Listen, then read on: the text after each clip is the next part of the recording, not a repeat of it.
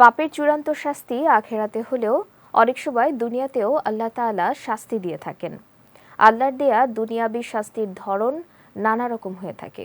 কারো অসুস্থতার মাধ্যমে, কাউকে অসহায়ত্বের মাধ্যমে, কারো আবার ঈমান হরণের মাধ্যমে আল্লাহ শাস্তি দেন। বিস্তারিত ডেস্ক রিপোর্টে।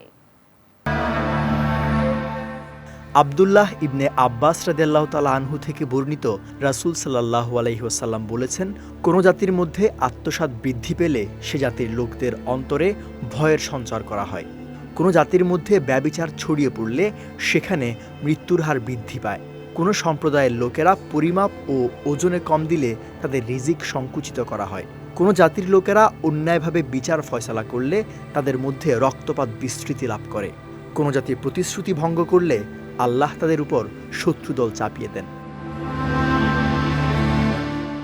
একজন মানুষকে আল্লাহর দেয়া দুনিয়াবী প্রথম শাস্তি মানসিক অশান্তি। এই আপদ থেকে বাঁচার একমাত্র উপায় হলো তওবা ও নেক আমল। এছাড়া প্রশান্তির কোনো উপায় নেই। এই মহান নিয়ামত আল্লাহ তাআলা রাসূল সাল্লাল্লাহু আলাইহি সাল্লামকে দিয়েছেন। এ ব্যাপারে পবিত্র কোরআনে আল্লাহ বলেন, আমি কি আপনার অন্তর প্রশান্ত করিনি? তওবা ও নেক আমলের কারণে অন্যান্য শাস্তি থেকেও রেহাই পাওয়া যায়।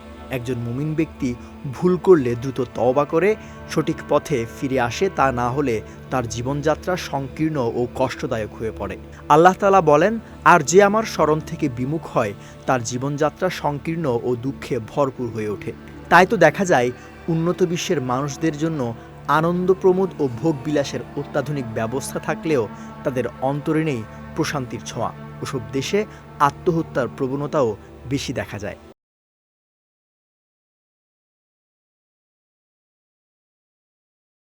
যারা তওবা করে না তাদের গুনাহের শাস্তি দুনিয়ার পর আখিরাতেও অব্যাহত থাকবে। আল্লাহ তাআলা বলেছেন, আল্লাহ যাকে হেদায়েত দিতে চান তার অন্তরকে তিনি ইসলামের জন্য প্রসারিত করে দেন। যাকে পথভ্রষ্ট করতে চান তার অন্তরকে তিনি সংকীর্ণ ও বক্র করে দেন, যেন সে আকাশে আরোহণ করছে। তেমনিভাবে যারা ঈমান আনেনি তাদের উপর আল্লাহ আযাব অবতীর্ণ করেন। বিজয় টিভি নিউজ ডেস্ক।